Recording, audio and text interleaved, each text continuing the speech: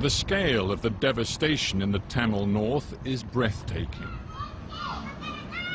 For now, displaced families are returning home to live in temporary shelters. No infrastructure, no jobs, and not much of a future.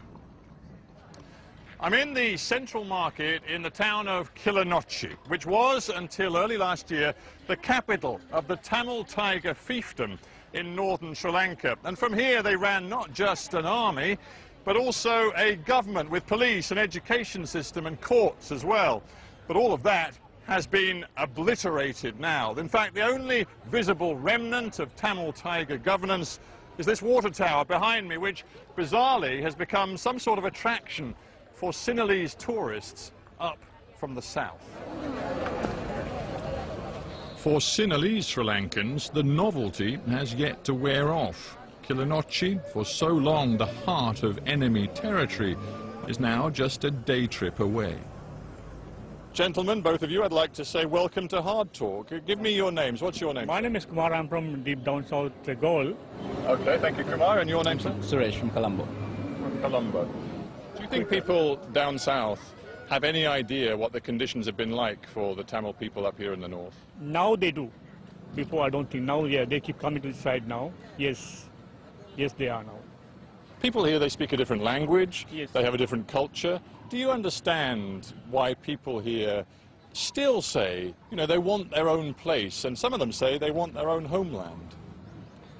Difficult question. Not quite sure. I guess if they have the same facilities like what we have back in Colombo, yeah, I guess they should be okay. I think that's all they are fighting for, what they were fighting for. Do you really feel safe in this Tamil area? Yes.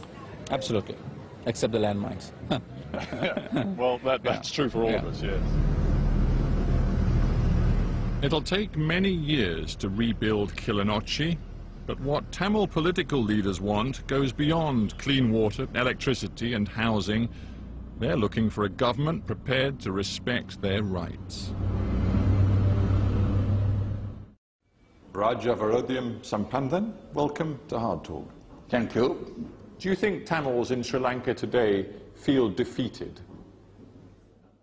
Well, if there is no political solution, if there is no conferment on them of an adequate political status which gives them their dignity and self-respect, then the conclusion would be that the government has achieved a military victory and the government is seeking to impose that military victory on the Tamil people, and that the Tamil people will never take, will never ever take.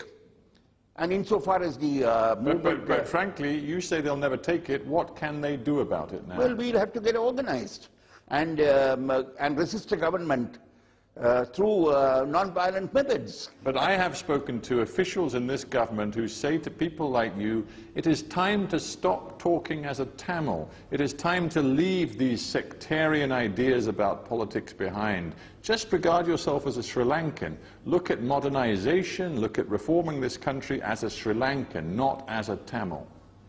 You see, the point is, people who talk in this way do not know the history of this country. You can't brush these things aside by merely saying we have come to a new era because we have won a military victory and now we think we can ram down the throats of the Tamil people whatever we think they should have, not what they deserve to get. That the Tamil people will never take. That's for certain. You've got peace in this country. How close are you to what you would regard as equality and justice? Well, there must be a political solution that gives the Tamil-speaking territories in this country, particularly the Northeast, a substantial measure of political power, which will enable them to determine their own destiny in their own areas, have adequate self-governance, be supreme in their areas of competence, and be in a position to feel equal with the Sinhalese people who today enjoy all the power in this country. Raja Varodhyan Sampandan, yes. Thank you very much indeed for being on Hard Talk. Thank you very much indeed. Thank you, sir. Been a great pleasure.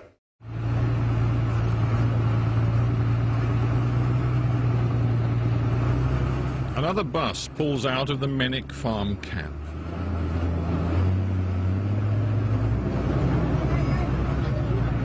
These people are returning to villages destroyed by war, controlled by the army. They're desperate to find peace, a semblance of freedom.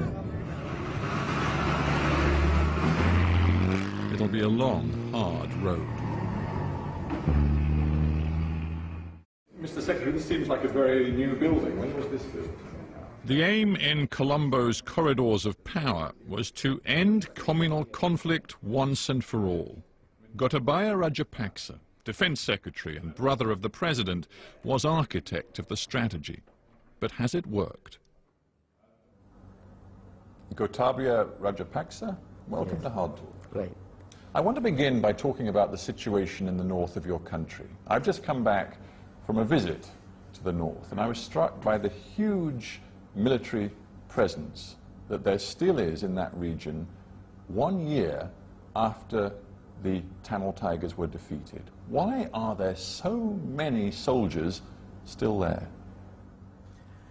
That's the necessity. Actually, gradually we are withdrawing them from the military duties. Now, if you visited prior to, during that period, we had a lot of roadblocks, checkings, but at the same time, gradually we want to change or give a normal life to the people.